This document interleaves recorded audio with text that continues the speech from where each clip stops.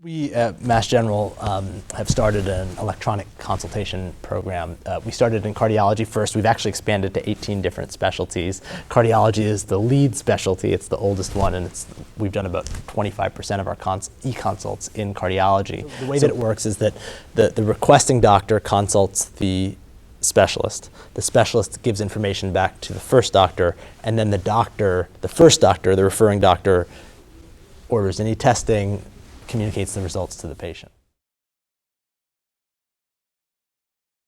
I just don't think that everything a doctor says to a patient needs to be done in a doctor's office.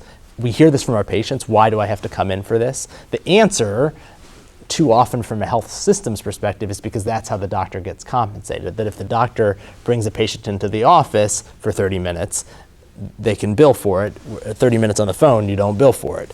That's not right. That's simply not right. There are lots of situations where a physician does legitimately need to examine a patient. There's lots of evidence that blood pressure, for example, checked by a physician in the office is higher than a more accurate reading. So there's all sorts of distortions. This is something out of the post-Flexnerian era of American medicine in the 1920s, the way that we do billing. It should be a legitimate option if patients want it to receive care in other ways, as long as that's appropriate for the care of the patient at the time. So that's the situation we're in. I'm not an insurance company.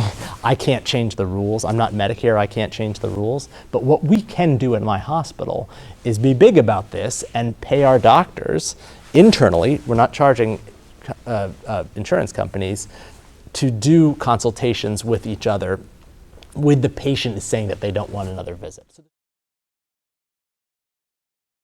So there's lots of situations in my office. I say, I'm a cardiologist, I know about the heart, I don't know as much about other organ systems, so I'll do a test and then there's a spot on the lung. So one option would be go see a pulmonary doctor. But very, very often the response from the patient is, oh, well, they could just look at the scan. Can someone just tell me is it good or is it bad? Is it fine or is it bad? And that's where an electronic consult comes into play, is that this provides me a mechanism of getting the pulmonologist's input in a structured way in the chart. I can pass that information along to the patient. It happens very quickly, unlike the wait for a visit, and the patient doesn't have to go. There are other patients that want to see the lung doctor, and they should be able to see the lung doctor, and we give them that choice. But for us as a healthcare organization, it's about doing the right thing. It's not to be beholden to compensation systems that are set by insurance companies and the government. I think that we're further incentivized to do this because a lot of our contracts now are risk contracts, which is to say that we're to some extent held accountable for the cost of care. So it helps us a little bit minimize unnecessary, unwanted care. There's lots of care in America that patients don't want and don't need, which is remarkable, and that's where we're trying to eliminate things. We never would want to eliminate a consultation in person if the patient wanted it or needed it. But even if they don't need it but want it, we still want them to see the doctor. But there are many situations where they neither need it nor want it, but there is a little bit of specialist input that's needed, and that's where an electronic consult comes into play. I think it depends on the issue. There are many minor abnormalities where I think neither the doctor nor the patient would necessarily need to be in the same room. In many cases, the patient, interestingly, wants to receive the news from the doctor they know best. That's an interesting phenomenon that we're seeing. Because we survey patients, and we say, well, did you like this? And we're getting incredibly good feedback from patients. We're being very rigorous with the data to try to make sure that we're certainly not hurting anyone, but certainly not even making anyone unhappy with our care delivery systems. So the patients are telling us that in many cases they want to receive the information from the doctor they know best. You can imagine if someone's been your primary care doctor for decades, that type of information would be even better served from the primary care doctor than it would from some specialist that you met on Tuesday. It's both time and money saving. So it's a more efficient care delivery mechanism for constrained specialist resources. We don't have as many cardiologists and pulmonologists as we probably need in America. So it's a way to multiply their expertise to be able to serve more patients. We know that the rise in specialist visits has outpaced the rise in primary care visits in America for about the last 15 years. So that's one thing, and it also saves money because there's certain. Again, it's just like readmissions. There's certain readmissions that are unavoidable. There's certainly consults that need to happen, but we're trying to get at what doesn't need to happen, because we really do believe that a lot of these visits are A, not needed, and B, not wanted by the patient. And that's the key thing. We have to deliver care in ways that patients want to receive care. And this is part of our effort to do that.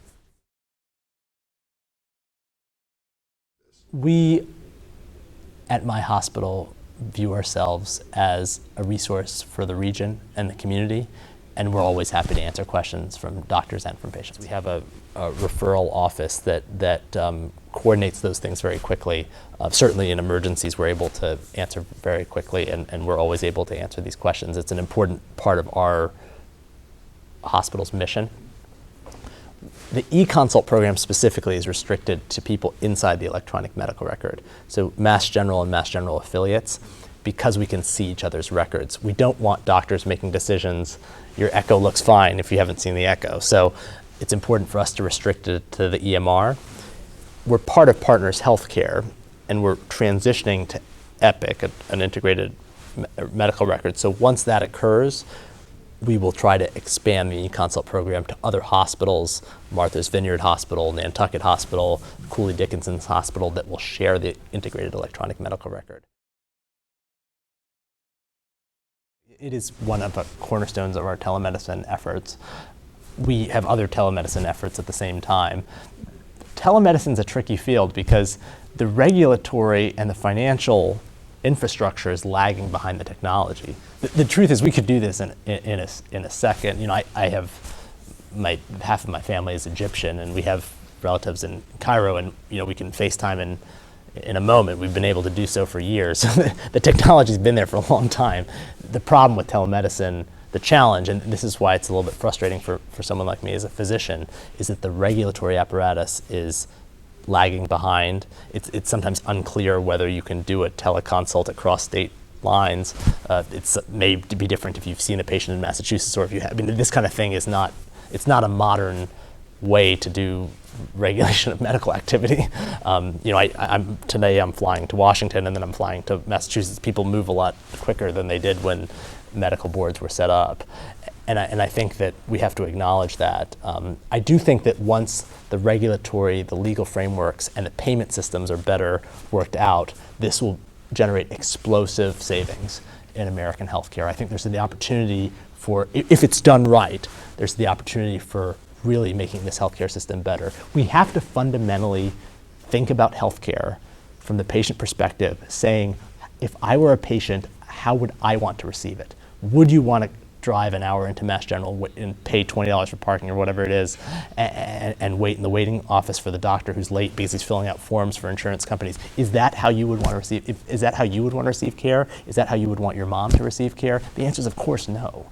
The way you would want to receive it is, if you had something where the doctor needed to listen to your heart, you should go to the office. And if you have something where you just had a few questions, you should be able to do it via Skype or the phone or even email. And I think that the reason why we're not there is not a technology issue. The technology has frankly been there for decades. It's been there, you know, since I was a college student. But the problem is that the regulatory apparatus is unclear, the legal issues are unclear, and compensation is unclear. There are lots of centers who have done this. The ones that have published the most are San Francisco General Hospital. Alice Chen has been extremely active in this area. The Veterans Administration system has, Mayo Clinic and us are the centers that have published the most about it. But there are probably other centers that are doing it and not publishing it.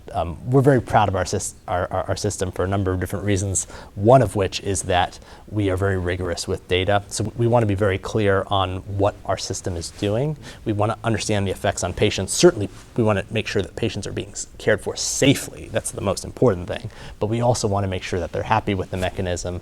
And we also want to make sure that there's a real value imperative, which is to say that we want to make sure that we can actually reduce some of these unnecessary consults. So if people are doctors are just asking questions to each other electronically where they would be in the past talking in the hallway, that's not really a great value proposition. But one thing that we've shown and we're presenting today at the American Heart Association is that introducing an electronic consult program reduces the proportion of new consults that go to that specialty. So we think we're making patients happier, making doctors happier, and making the system more efficient, which is a very sweet place to be.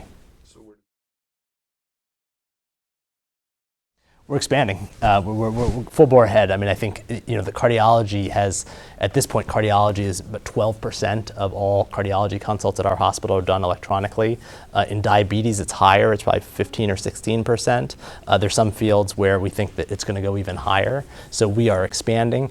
We think it's a really great care delivery mechanism. We're never going to take away the traditional consult, and no one would want to do that. We want to customize the consult experience for what the patient needs and what the patient wants.